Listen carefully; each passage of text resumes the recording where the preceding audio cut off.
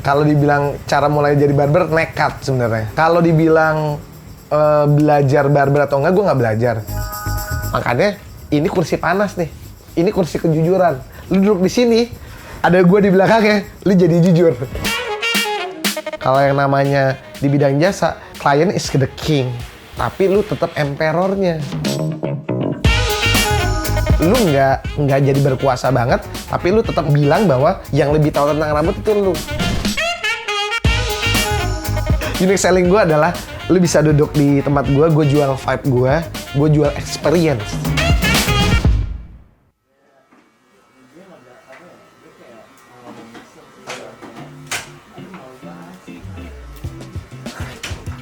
Nick, The Barbershop.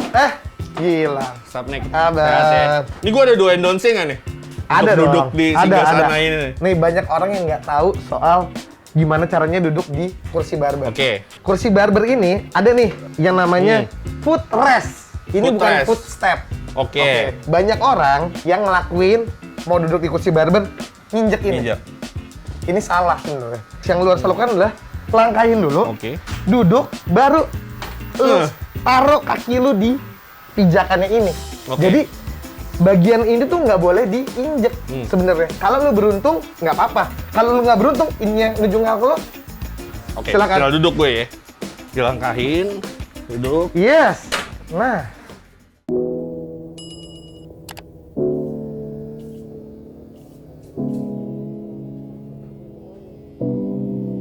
Kalau dibilang cara mulai jadi barber, nekat sebenarnya. Kalau dibilang belajar barber atau enggak, gue nggak belajar.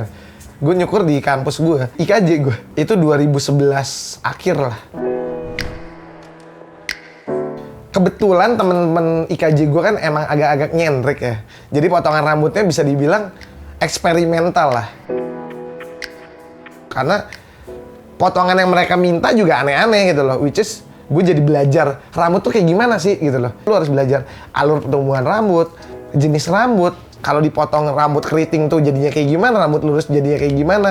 Sebenarnya itu sih yang bikin gue jadi trial dan error gue terjadi sama teman-teman gue yang bikin gue jadi kayak gitu.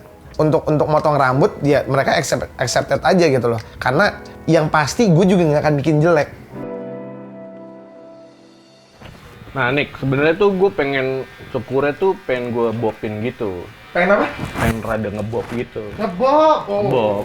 Lu tetap pengen panjang. Menurut lo rekomendasinya gimana, Nick? Nih, satu, kalau gue ngomongin rambut lu super duper tipis.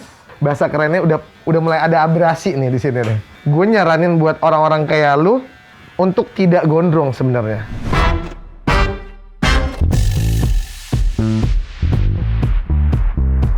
Ada salah satu temen gue, anak sepeda, tiba-tiba suatu hari dia bilang, Nick, teman-teman kantor gue pengen motong rambut sama lu. Ah ya kali, gue nggak profesional nih, gue bilang gitu. Udah cuek aja. Hari itu gue nyukurin 3 orang. Nick, potongnya berapa harganya? Gue bilang, ah ya kali nggak usah, Adit aja nggak bayar, gue bilang gitu. Ya mungkin mereka nggak enak, mereka kasih 50.000. Tersebarlah bahwa gue nyukur udah dibayar 50.000 gitu loh. Ya jadi awal-awalnya ya cuman koneksi dari teman ke teman. Akhirnya lama-lama berkembang, ya jadi seperti sekarang sini. Gue punya satu barbershop. Akhirnya gue bikin tempat sini, City Boys Club. Orang ngiranya bukan kayak barbershop, tapi kayak, hah ini klub baru atau apa ya gitu tuh. Kayak gitu sih. Justru gue ngerasa bahwa lu jadi datang ke City Boys Club ini kayak klub di mana cowok-cowok, anak-anak muda kumpul buat hangout. Karena culture barbershop di state yang gue pengen angkat dan gue bawa ke Jakarta ini adalah tempat nongkrong orang-orang gitu loh. Kayak di Amerika orang-orang datang ke barbershop.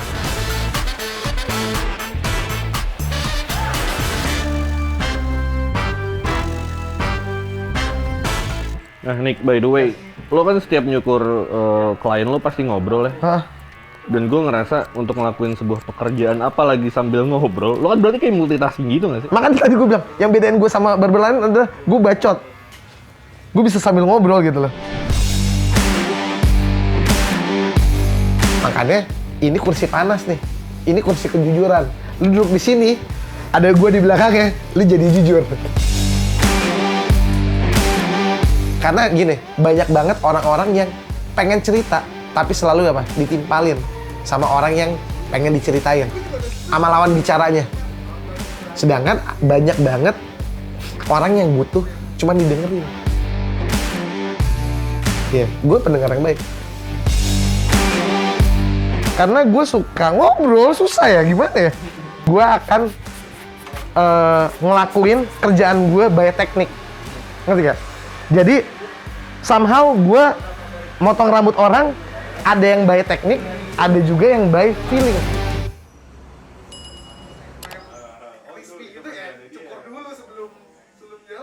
Waktu itu gue kerja di brand activation agency sebagai project manager.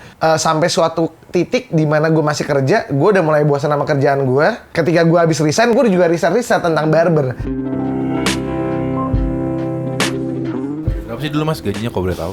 Sebagai Ya PM? 8 juta sih. Cukup tinggi ya di Cukup tinggi saat itu mungkin. Di tahun berapa tuh mas? Ya 2011-an. Itu 2012 gue start. Gue cuma punya alat, niat, sama badan gue doang.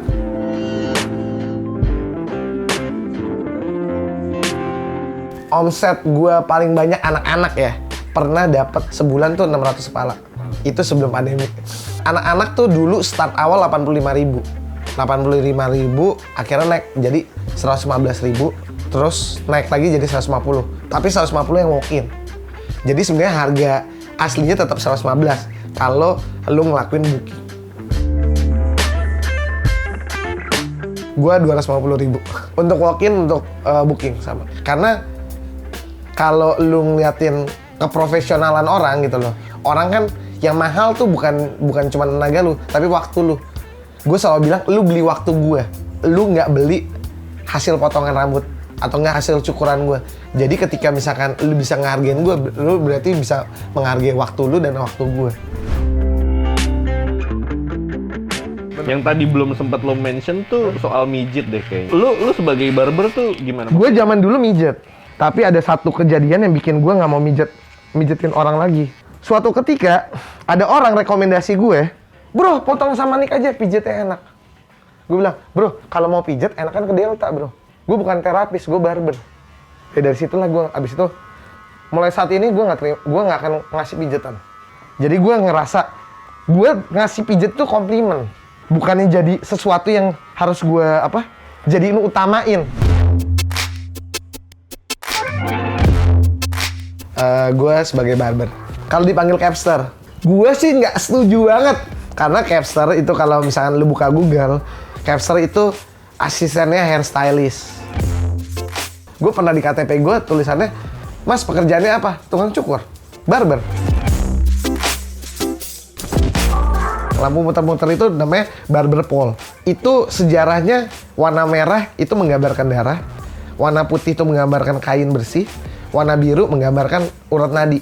Jadi ceritanya adalah barber itu zaman dulu adalah ahli bedah, yang which is mereka ngelakuin pengobatan. Kenapa muter ngelingker kayak gitu? Karena mereka itu ketika kain perban abis kena darah, abis ngikat itu, mereka naro ngegulung. Nah gulungan yang itu jadi kayak barber pole. Nick, kalau dulu-dulu tuh kayaknya gue kalau potong rambut tuh kayak mengharuskan gue ketika selesai potong rambut tuh harus mandi karena banyak bagian rambut yang udah digunting tuh masih nempel di badan. Dan kayaknya kalau di sini gitu ya, gue ngeliat yang dari tadi lalu lalang habis cukur tuh kayaknya ya udah aja gitu langsung bisa berkegiatan lagi. Itu ada tekniknya atau gimana sih, Nick? Tadi tekniknya selalu bersih-bersih. Tapi yang namanya motong rambut seharusnya di barbershop udaranya sedingin ini. Jadi rambut nempel itu kalau apa? Kalau lu keringetan. Yang sebenarnya ketika udaranya dingin berarti kan jadi nggak nempel. Nah ini udah kelar nih berarti Nick rambut. Gue belum ngeringin, gue pengen ngeringin dulu, gue pengen ngeliat rambut lo.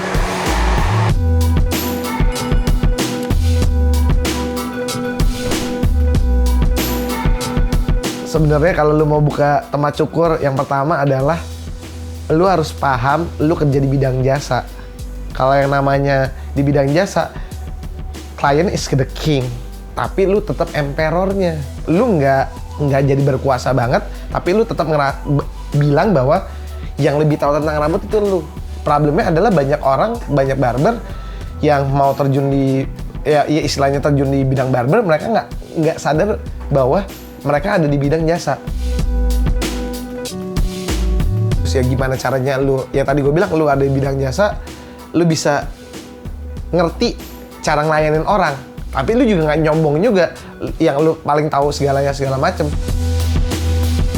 Kalau lu nggak mau belajar, lu cuman ada di zona nyaman lu, clippernya itu doang, alatnya itu doang, tekniknya itu doang, lu nggak mau belajar, lu nggak mau buka YouTube. Sekarang gampang banget loh, lu buka di YouTube cara motong rambut orang, lu gabungin sama salon, cara megang gunting. Gua aja sampai sekarang masih belajar. Kompetitor gue tuh diri gue sendiri, karena kalau lu berkompetisi sama orang lain tuh nggak ada habisnya. Lu harus ngeliat ke diri lu nih, kayak contoh, gue dari zaman nyukur 50.000, sekarang gue nyukurnya 250.000. Gimana caranya gue ngebangun itu kan, itu kompetisi yang susah. Unique selling gue adalah, lu bisa duduk di tempat gue jual vibe gue jual experience.